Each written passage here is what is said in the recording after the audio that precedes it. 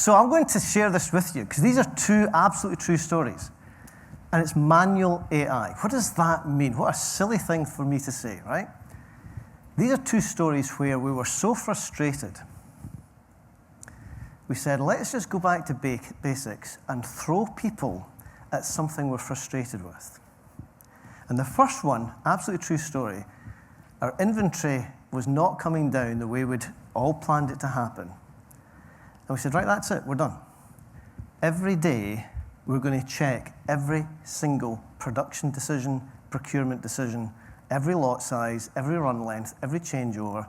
Now, to be truthful, we did our big factories and our big running products, right? We couldn't have done this across 110 factories and 200,000 SKUs. $500 million less inventory in 3 months because we double-checked everything we were doing. Not sustainable, right? Not sustainable, but it's kind of manual AI. Someone was doing a job, and our approach traditionally with production planning is we're trying to make the plan right, correct. We said, no, we're not going to do that. Plan whatever you want. We're going to check at the last minute, should we make it? Should we make less of it? Should we make it at all? What materials are coming in? How much? Should we bring it in at all? And of course, this caused uproar.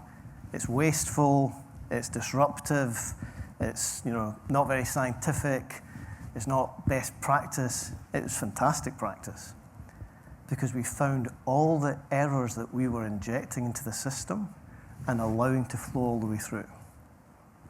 You asked the plant manager to make 1,000, he made 2,000. Oh, we didn't ask you to make 2,000 panos. We said 1,000. Yeah, well, I like to run the line, right? The batch size is 1,000. We only need 100. I always make 1,000. Well, if we only need 100, let's not make it. Because if it's not making very much, we've got time to come back to it and rethink it. All those decisions. Another true story. When I ran all these paint factories around the world, you'd get all this feedback from these big, big factories that some of their biggest products were a pain to make because of the material handling and the valve system and the dispensing system. So we created a team, human team, and said, go double check the design of every one of these major products and go after it on the assumption that it's wrong, that we've designed these products wrong, right? No one was happy about it. It's very wasteful. It's not very scientific. It's a bit insulting if you're the chemist who designed it and now this process engineer's coming along saying, I'm going to take it apart. We cut the number of raw materials by 50%. Cut the number of raw materials we were buying by 50% because we stood back, we opened our bandwidth, put a team together, we pulled all the data sources together, we allowed people to synthesize between different experiences, different knowledge sets, and they redesigned our top products in a manner that the customer never noticed. And the number of raw materials we used was cut by 50%. And you scratch your head and think, are we really that bad? You think, no, we're not that bad. Within the confines of how we work and our ability to process data and over time and the linear way we approach things, we are wasteful.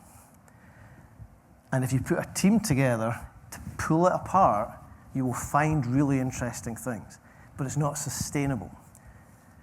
We now have this power of AI to say, well, if we were running all this stuff constantly through our systems and analyzing and using different data sources and real-time demand and real-time consumption and really checking the chemistry of every single raw material and the sourcing decisions and why we use a unique material and why does Andy think the surfactant is better than the surfactant I use and I'm stubborn so I'm going to use mine and he's going to use his.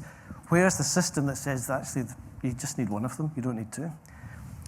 So my point here is that I get so excited about this because there are things that have been bothering me for years, running big, complicated supply chains, and we never had the horsepower and the processes and the systems and then just the capability to get after them in real time and be able to tune, retune, and make decisions.